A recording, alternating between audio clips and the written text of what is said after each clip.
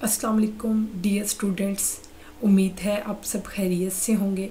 आज का हमारा लेक्चर है empirical formula and determination of empirical formula. Means इस लेक्चर के अंदर हमने एम्पिरिकल फार्मूला के बारे में जानना है कि ये क्या होता है और इसे कैसे फाइंड आउट किया जाता है। In the first step we will see what is empirical formula. तो इसे डिफाइन किया जाता है a chemical formula which shows the simplest whole number ratio between the atoms of different elements present in a compound is called empirical formula। सादा लफ्ज़ों में अगर हम इस डेफिनेशन को देखें तो इस डेफिनेशन के डिफरेंट सेगमेंट्स हैं, डिफरेंट पार्ट्स हैं कि किसी भी कंपाउंड के अंदर मौजूद डिफरेंट एलिमेंट्स की एटॉमिक रेशो जो कि सिंपल होल नंबर में मौजूद हो, उसे अगर केमिकल फार्मूला की शक्ल में देखा जाए तो वो हमारे पास एम्पिरिकल फार्मूला कहलाएगा। इसे समझने के लिए हम डिफरेंट एग्जांपल्स देखते हैं। The first one example is of glucose. Glucose के केस में हम देख सकते हैं ग्लूकोज का एम्पिरिकल फार्मूला है CH2O। मीन्स ग्लूकोज के अंदर 3 डिफरेंट एलिमेंट्स मौजूद हैं, कार्बन, हाइड्रोजन एंड ऑक्सीजन। और कार्बन की एटॉमिक परसेंटेज, कार्बन का 1 एटम मौजूद है, हाइड्रोजन के 2 एटम और ऑक्सीजन का 1 एटम मौजूद है।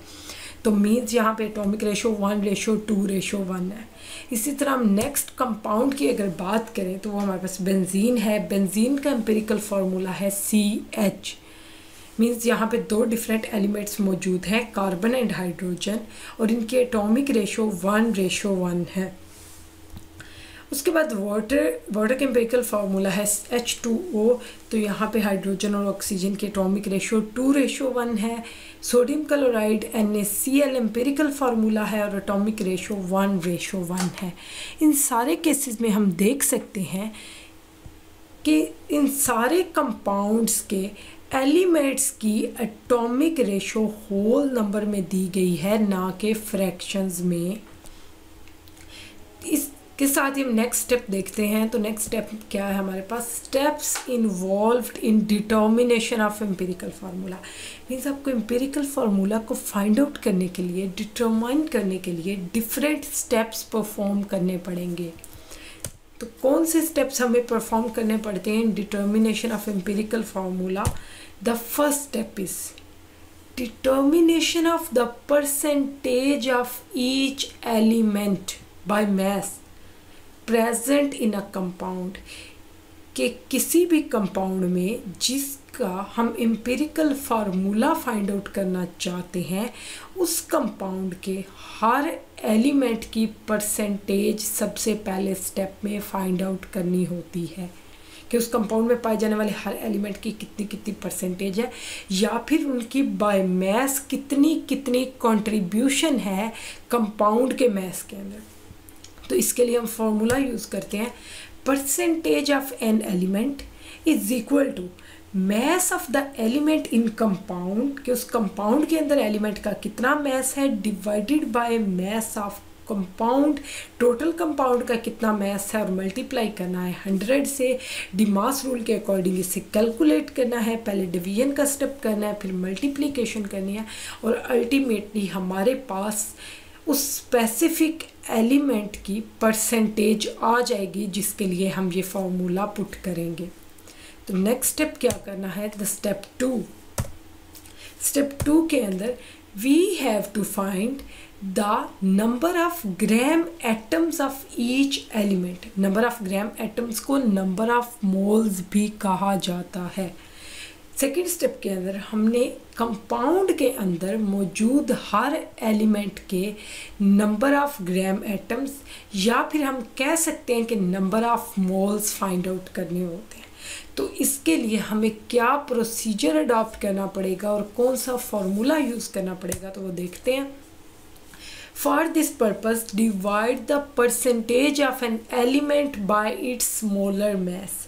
मीन्स आपने फर्स्ट स्टेप के अंदर जो हर एलिमेंट की परसेंटेज निकालनी है, सेकंड स्टेप में उस परसेंटेज को स्टेप बाय स्टेप उसी एलिमेंट के मोलर मास के साथ डिवाइड करते जाना है।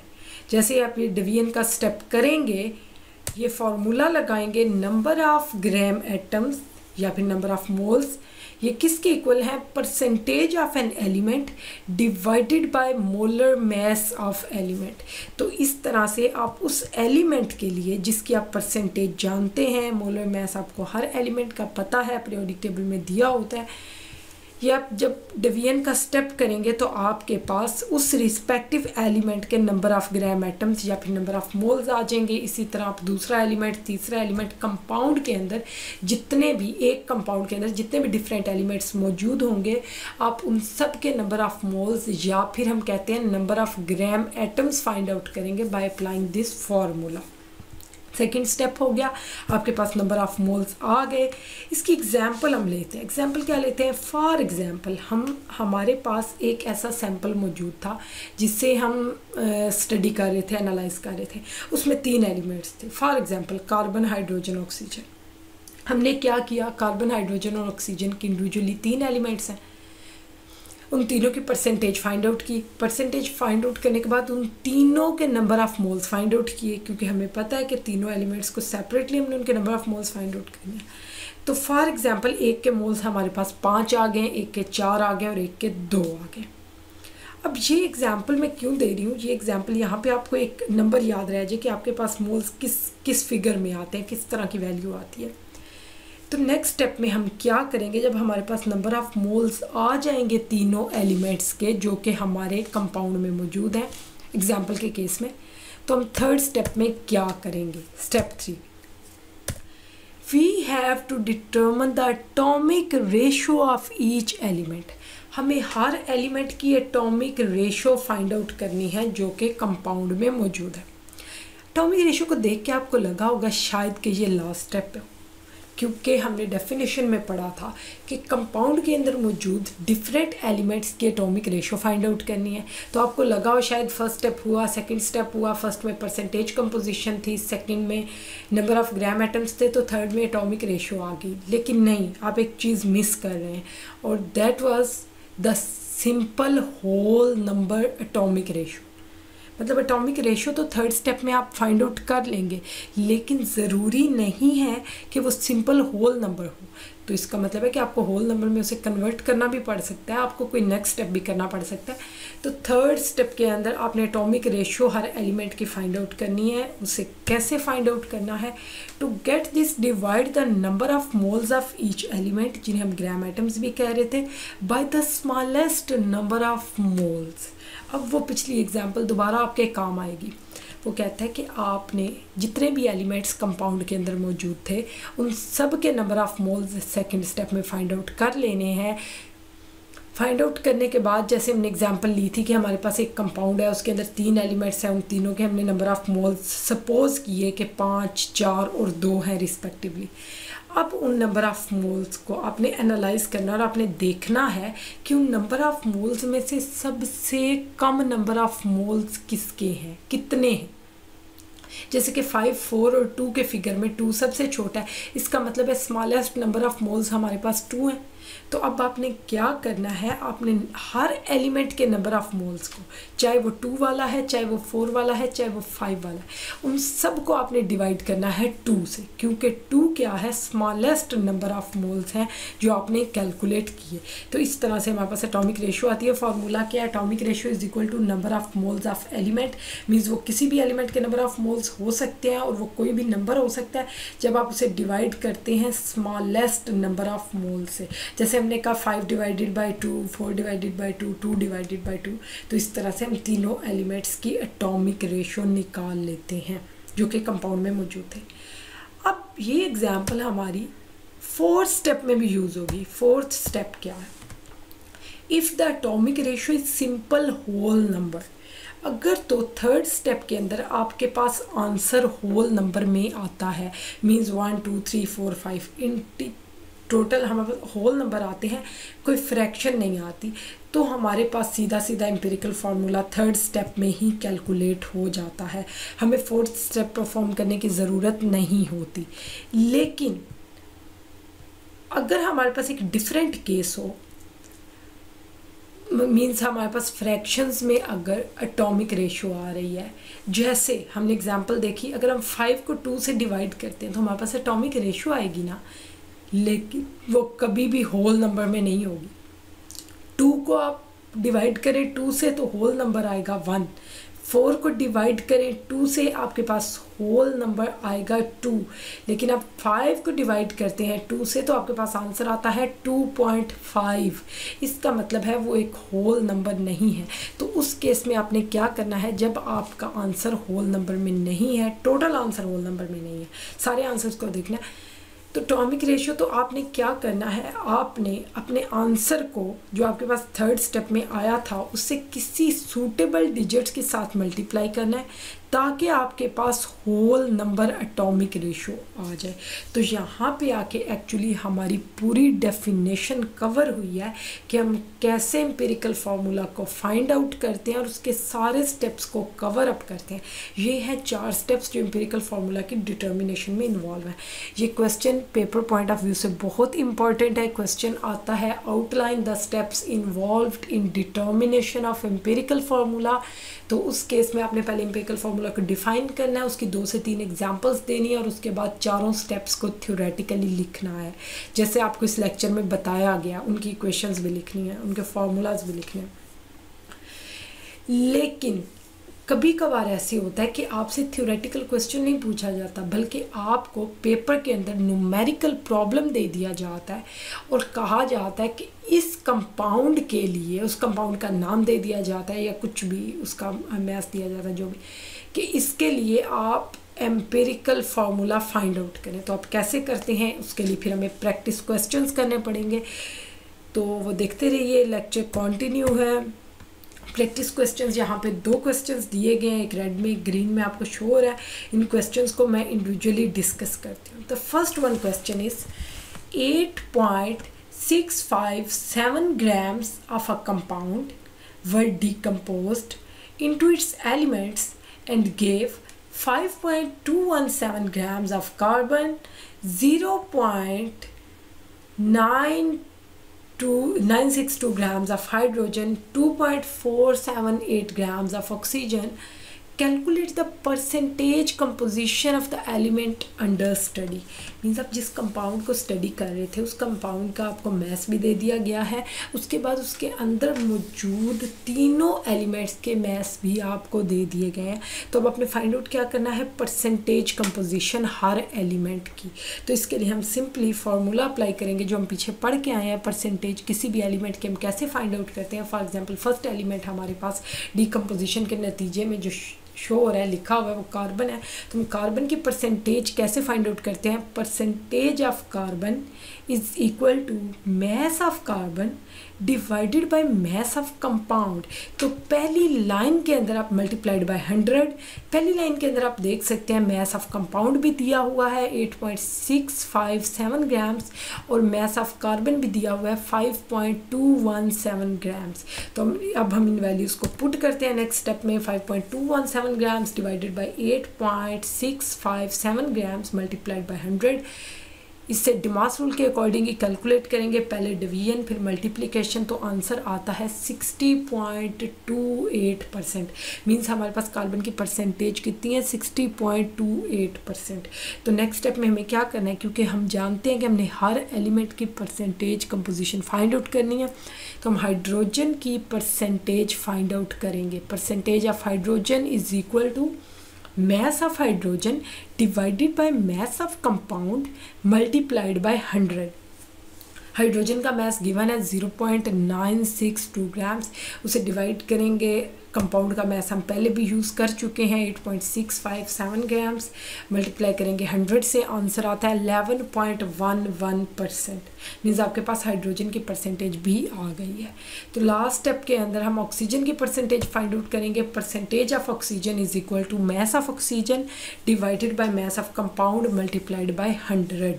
तो ऑक्सीजन का मैस क्वेश्चन के अंदर कितना दिया हुआ है, 2.478 ग्राम्स। इसे पुट करते हैं, कंपाउंड का मैस हम पहले भी दोनों इक्वेशंस के अंदर पुट कर चुके हैं, वो सिमिलर रहेगा, मल्टीप्लाई करेंगे 100 से, तो आंसर आता है 28.62%। सिर्फ न्यूमरेटर के अंदर वैल्यूज़ चेंज हो रही हैं तीनों इक्वेशंस के अंदर, लेकिन आंसर चेंज आ रहा है।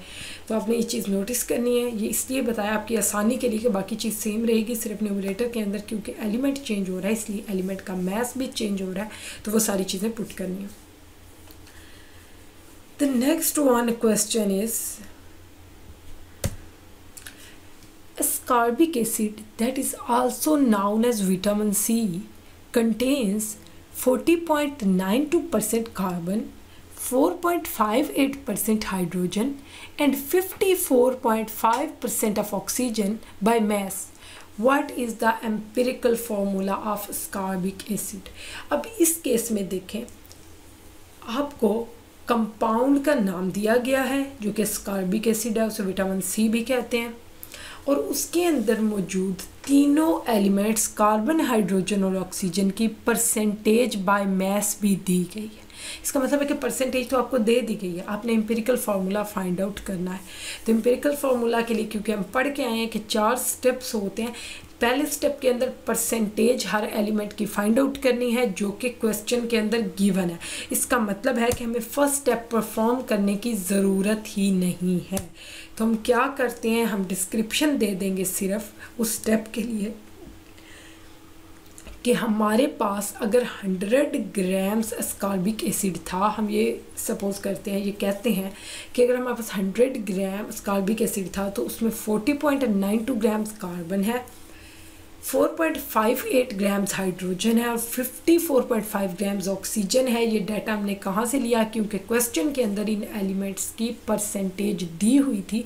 तो उस परसेंटेज बाय मैस से हमने ये कहा कि अगर 100 ग्राम्स ascorbic एसिड होता तो उसके अंदर इस रेशो के साथ, ज़ाहिर है ये एलिमेंट्स मौजूद हैं तो इतने ही ग्राम्स मौजूद होंगे हर एलिमेंट के। तो हमारे पास ये ग्राम्स आ गए।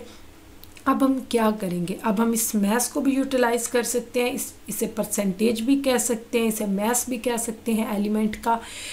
तो हमारे पास नेक्स्ट स्टेप, सेकंड स्टेप क्या होता है, we have to determine the number of moles of each element individually. हमारे पास 3 एलिमेंट हैं, कार्बन, हाइड्रोजन एंड ऑक्सीजन। तो हमने हर एलिमेंट के लिए अलग अलग नंबर ऑफ मोल्स या फिर number of gram atoms find out करने हैं। तो नंबर ऑफ मोल्स को फाइंड आउट करने का एक फॉर्मूला है, mass of element divided by molar mass of element. Number of gram atoms के लिए पीछे भी हमने फार्मूला पढ़ा, उसमें हमने उसे न्यूमरेटर में परसेंटेज पढ़ा। हम परसेंटेज बाय मैस भी कह सकते हैं, हम मैस ऑफ द एलिमेंट भी कह सकते हैं। तो यहाँ पे हमारे लिए ज़्यादा इजी रहेगा if we take it as the mass of an element. Mass over molar mass simply number of moles होते हैं या नंबर ऑफ ग्राम एटम्स होते हैं। तो पहला फार्मूला जिसके अंदर हम वैल्यू पुट करते हैं number of gram atoms of carbon के लिए। कार्बन का गिवन मैस हमारे पास है 40.92 ग्राम्स और इसका मोलर मैस है 12 ग्राम पर मोल। जब हम डिवीजन करते हैं तो आंसर आता है 3.41 ग्राम एटम्स। मीन्स हमारे पास कार्बन के ग्राम एटम्स कितने हैं, 3.41। नेक्स्ट स्टेप के अंदर number of gram atoms hydrogen के कैलकुलेट करने हैं। तो हाइड्रोजन का गिवन मैस है 4.58 ग्राम्स, इसे डिवाइड करना है हाइड्रोजन के मोलर मैस के साथ, दिस इज़ 1.008 ग्राम पर मोल। तो आंसर आता है 4.54 ग्राम एटम्स। नेक्स्ट स्टेप के अंदर हमारे पास ऑक्सीजन के ग्राम एटम्स फाइंड आउट करने वाले रह गए हैं। Number of gram atoms of oxygen वो किसके इक्वल होंगे, ऑक्सीजन का जो मैस यहाँ पे दिया गया है 54.5 ग्राम्स, इसे डिवाइड करेंगे ऑक्सीजन के मोलर मैस के साथ जो कि है 16 ग्राम पर मोल। तो आंसर आता है हमारे पास 3.406 ग्राम एटम्स। अब आप हैरान होंगे कि मैंने ऑक्सीजन के ग्राम एटम्स का कलर चेंज कर दिया। क्यों किया है।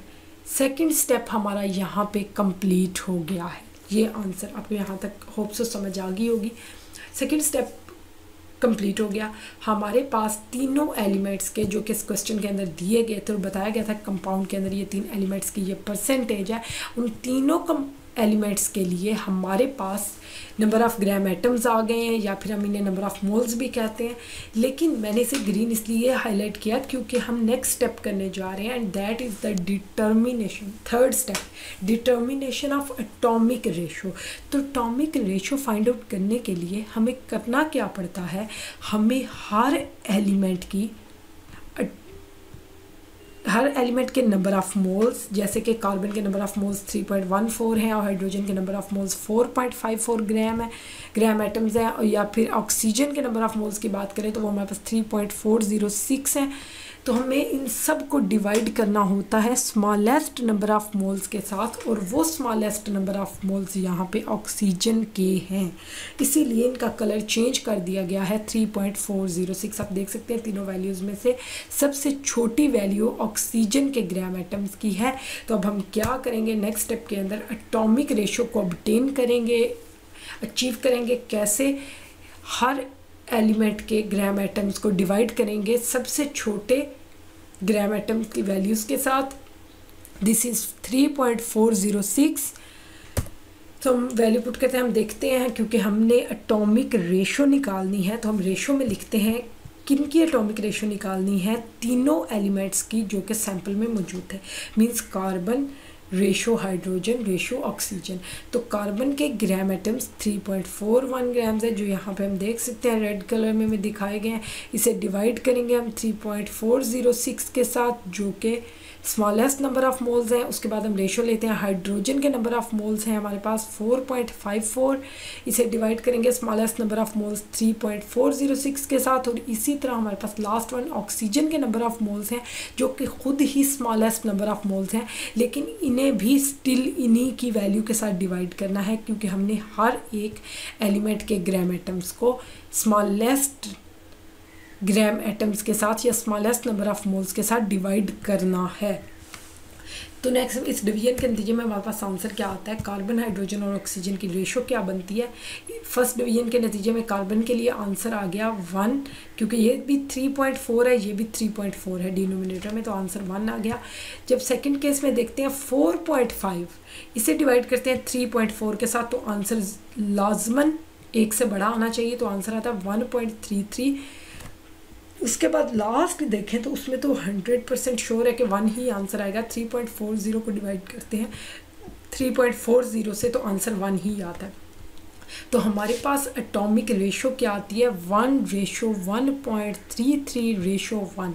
लेकिन यहाँ पे देखिए एटॉमिक रेशो तो आ गई हमारे पास उन तीनों एलिमेंट्स की जिनके साथ हमारा कंसर्न था, जो कि कंपाउंड के अंदर मौजूद थे, और जिनकी उसके बाद हम नेक्स्ट स्टेप के अंदर क्या करते हैं, हम इस फ्रैक्शनल वैल्यू को होल नंबर में कन्वर्ट करने के लिए किसी डिजिट के साथ मल्टीप्लाई करते हैं, और वो सूटेबल डिजिट यहाँ पे 3 है।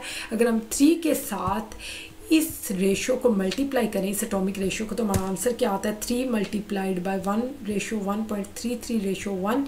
तो हमारे पास कार्बन हाइड्रोजन और ऑक्सीजन की रेशो रिस्पेक्टिवली हो जाएगी 3:4:3। तो अब ये वैल्यूज़ हमें क्या फ़ायदा देंगी, हम इस एम्पिरिकल फार्मूला में कैसे इस्तेमाल करेंगे।